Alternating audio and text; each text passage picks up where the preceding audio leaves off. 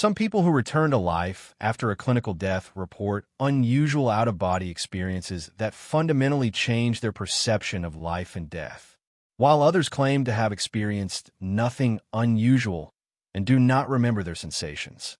These differences may depend on personal perception traits, health condition, or psychological preparation for such events. One of the most well-known researchers of near-death experiences is Phyllis Marie Atwater. She is not only a professional psychotherapist, but has also personally experienced several cases of clinical death, beginning in the year 1978.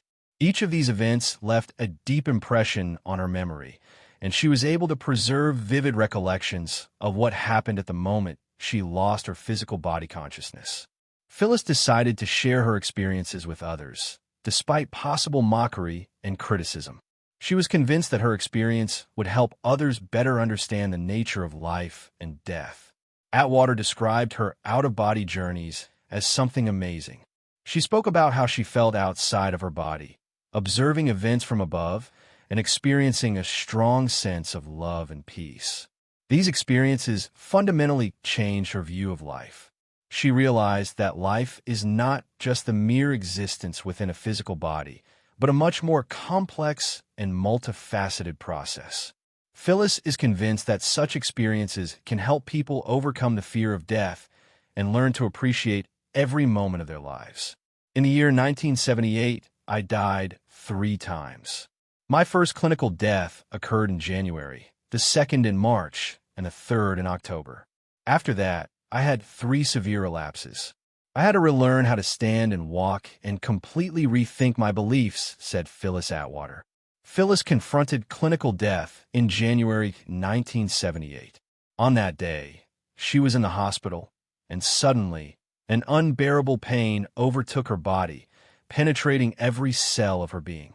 In panic, she began calling for help, her voice echoing through the hospital corridors as if she were trying to transmit her screams to everyone around her, hoping someone would hear and help her. She screamed so loudly that it seemed her voice was bouncing off the walls and filling the entire building of the hospital. But suddenly, Phyllis felt her voice fall silent and discovered that her body was lying on the floor, and she herself was seemingly hovering above it. It was unexpected and hard to grasp. She couldn't understand what was happening, and in panic, she decided to try to return to her body. However, when she tried to return to her body, her path was blocked by a bright light, resembling a giant light bulb that emitted a blinding glow. This light caused her fear and confusion, as she didn't understand what it meant and what would happen if she didn't succeed in returning.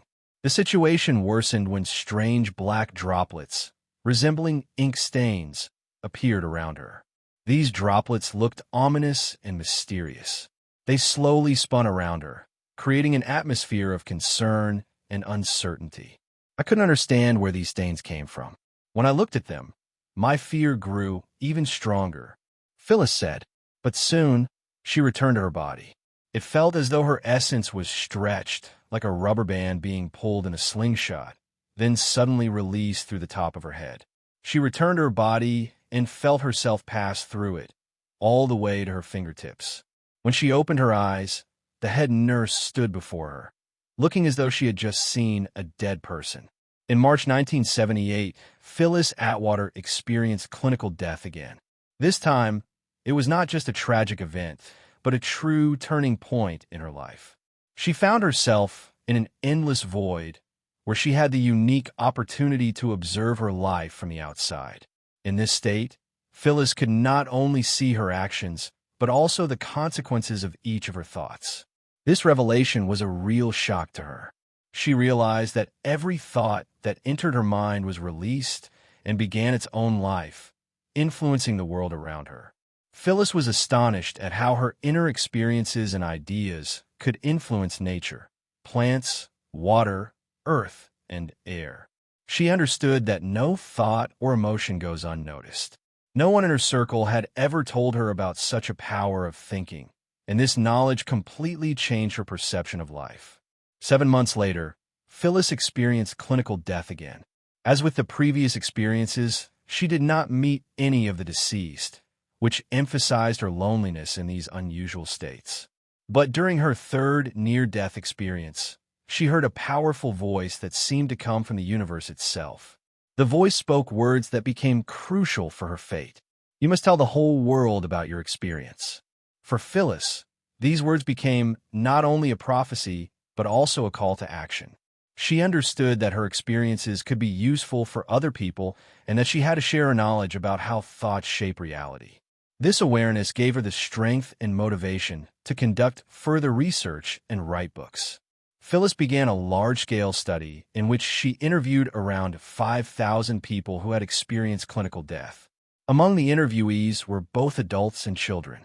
These interviews formed the basis for her first book, which focused on near-death experiences in children. Atwater believes that children's accounts are particularly interesting and insightful, as they differ significantly from those of adults. Children rarely talk about their experiences during clinical death. Everything they see is perceived as something ordinary. They believe that this happens to everyone. Some only begin to talk about their experiences as they grow older, when they realize they have experienced something unusual that could have even changed their lives. Phyllis gave an example of 5-year-old Tom and his father Gary. 2 months after Tom's clinical death, Gary asked his son, in an effort to distract him, where he would like to go. Tom's answer was unexpected. He wanted to return to the same park. When the father asked which park he meant, Tom described it with astonishing accuracy, including details that Gary didn't know and that Tom couldn't have known before he was at the threshold between life and death. "I came through a big pipe when I was at the hospital. In the park, there were many children sitting on swings. There was a white fence, and I wanted to climb over it, but a man told me not to. He sent me back through the pipe, and I was back in the hospital." Nevertheless, most children only begin to talk about their near-death experiences when they grow up. This was also the case with Natalia. Natalia was 33 years old when she told Phyllis about what had happened to her at the age of 9. Natalia had been deaf since birth. At the age of 9, she suffered a severe whooping cough attack. The girl was sleeping at home when she was awakened by a bright light streaming through the door gap into the room, and she heard her name being called. "I got up to see what this light was. When I turned around, I saw myself sleeping in the bed. The voice continued calling me. I opened the door and saw a bright light. Then someone placed their hand on my shoulder and told me I had to return." Natalia did not share her experience with others for a long time. "I thought they would call me a liar or crazy," she says.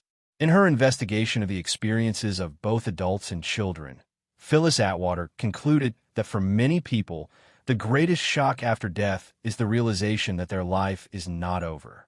It doesn't matter whether a person sees darkness or light, whether they're confronted with pleasant or frightening events.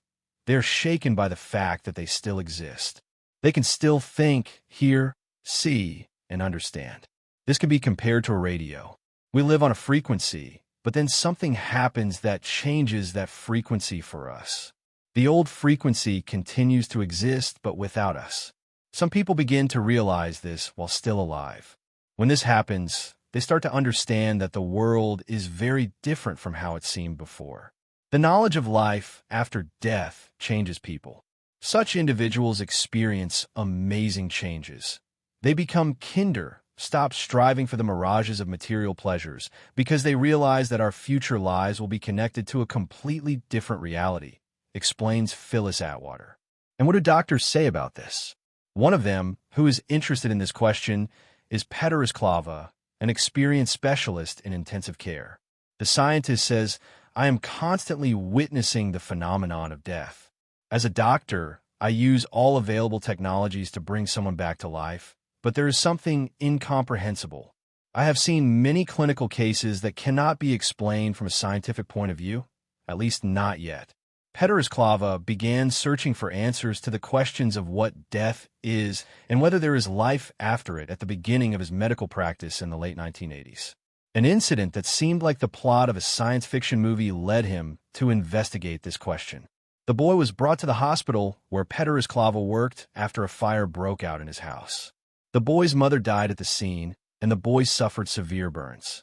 On the way to the boy's ward, Phyllis Atwater was sure that it was impossible to save the patient. As he walked down the hallway, the doctor noticed a nurse with open hair entering the room. She wore a strange, long, loosely fitting garment.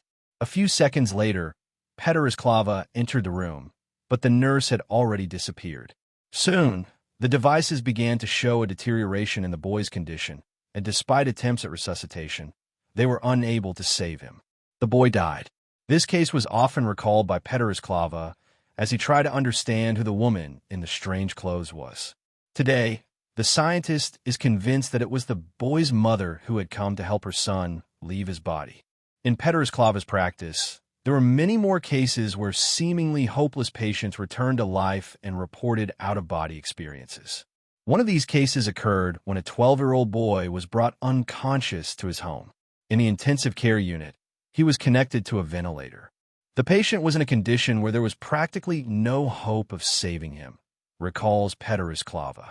For days later, during his night shift, Pederisklava heard strange sounds coming from the boy's room. When the doctor entered, he found that the patient had regained consciousness, and the devices showed a dramatic improvement in all of his readings. Later, Pederisklava decided to ask the boy what had happened to him during those days. The boy explained that he had first traveled through the hospital, seen the medical staff, and observed what was happening in other rooms, and then made a journey to various planets. Pederisklava admits that he would not have believed the boy if he had not mentioned the names of the nurses and doctors who had been with him when he was in a coma. Throughout his career, Pederisklava witnessed numerous inexplicable and unpredictable events where someone who was supposed to die, according to all signs, died, while someone who seemed completely hopeless continued to live. Klava studied these clinical cases and similar situations that occurred with his colleagues for many years. He observed people who had out-of-body experiences while standing at the threshold of death. Pederisklava found that many of these people became freer, let go of their fears, and began to appreciate the simple joys of life more, like a blooming flower, a cup of tea, or a fluttering butterfly. A person who has had an out-of-body experience stops demanding things from others or complaining about difficulties. According to Klava, such people begin to recognize the fragility of the world and understand that death is only a transition, not an end. After this experience, they stop fearing death. Pederisklava does not insist that everyone believes his words, but he believes that this knowledge can not only help approach the phenomenon of death consciously, but also make life more meaningful, happier, and fulfilling. So what is the happiness of earthly life, and what is its meaning? Pederisklava shares the opinion of the famous Soviet actor Yuri Nikolin. In an interview, the actor was asked what happiness meant for him. "Happiness is simple," Yuri Vladimirovich replied. "Waking up in the morning, drinking coffee with my wife, having breakfast, going to work at the circus, working, coming home in the evening, having dinner with my wife, drinking tea, and going to sleep." Pederisklava claims that in the words of the actor lies profound wisdom and joy in life. One must simply live, do what one can, without unnecessary nerves, regret, anger, and rush. Dear friends, what does happiness mean to you? Write in the comments. If you liked the video, give it a thumbs up and check out other content on my channel as it deals with the most interesting and exciting topics about life after death. Thank you for watching and see you next time.